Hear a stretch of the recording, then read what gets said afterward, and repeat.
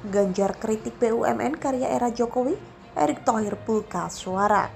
Sudah ada beberapa perusahaan bangkrut, BUMN bangkrut, yang karya-karya karena ngurus ini. Betul. Hanya apa? Inefisien kok kuncinya. Saya berdebat panjang sekali karena ketika mau bangun itu semua dipegang mereka. Galian C-nya ilegal, maaf Pak. Silakan googling Ganjar ngamuk soal galian ilegal. Mereka Pak. Kualitasnya begitu, yang main saya titip itu titip ini. Dengan segala hormat saya sampaikan secara terbuka. IRR-nya kayak, kemudian FS-nya kayak. Ini yang saya maksud sebagai sesuatu yang prudent. Kita nggak boleh ugal-ugalan. Ya. Untuk itu bisa kita kerjakan. Maka nanti tidak ada alasan akhirnya kembali lagi kan. Jatuhnya safety net-nya kembali ke siapa? Ke BUMN aja, ke APBN aja.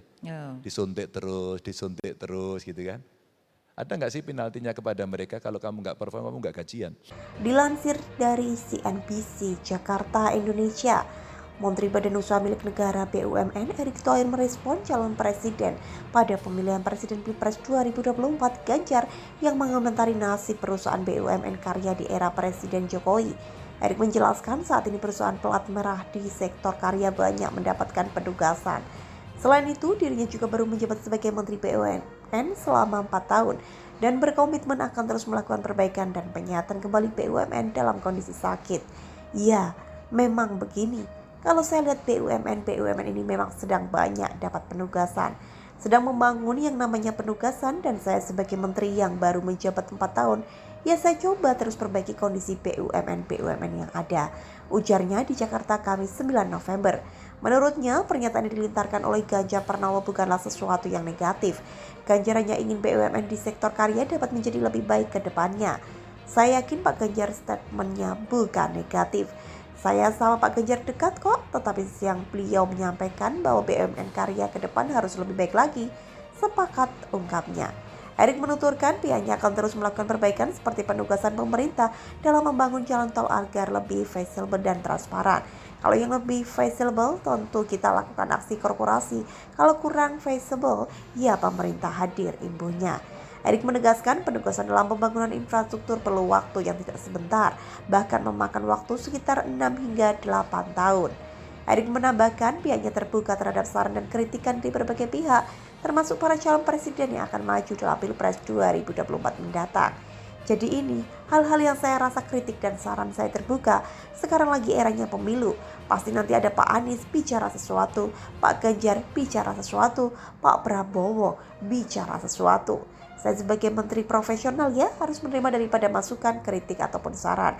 Karena ini dinamika yang sedang terjadi, ungkapnya. Erick mencoba meyakinkan kepada para calon presiden bahwa dalam 4 tahun berakhir ini BUMN menuju ke arah yang sangat bagus. Hasilnya sudah ada, tetapi apakah masih ada kekurangan?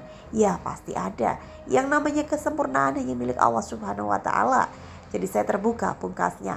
Sebelumnya, Ganjar mengatakan sudah banyak BUMN karya bangkrut karena pembangunan infrastruktur. Menurut Ganjar, hal ini juga terjadi karena semua proyek dipegang oleh plat merah. Alhasil banyak ada sejumlah pihak yang bermain. Ini yang saya maksud sebagai sesuatu yang prudent. Kita nggak boleh ugal-ugalan, katanya. Pun saat ini perusahaan BUMN banyak yang mengandalkan jaring pengaman APBN. Sebagaimana diketahui saat terjadi masalah, pemerintah kemudian menyuntik modal. Ganjar pun menyindir bahwa BUMN yang merugi tidak mendapatkan sanksi. Ada nggak sih penalti buat mereka BUMN? Kalau kamu nggak perform, kamu nggak gajian, katanya. Oleh karena itu, kata Ganjar, nantinya dia akan mengkaji perusahaan-perusahaan BUMN karya. Dalam hal itu dia akan mengandalkan pasangannya pada Pilpres 2023 Mahfud MD. Sebagaimana diketahui dalam setahun terakhir terungkap masalah pada sejumlah BUMN karya. Hal ini berujung mulai dari utang vendor yang menumpuk hingga gagal bayar surat utang.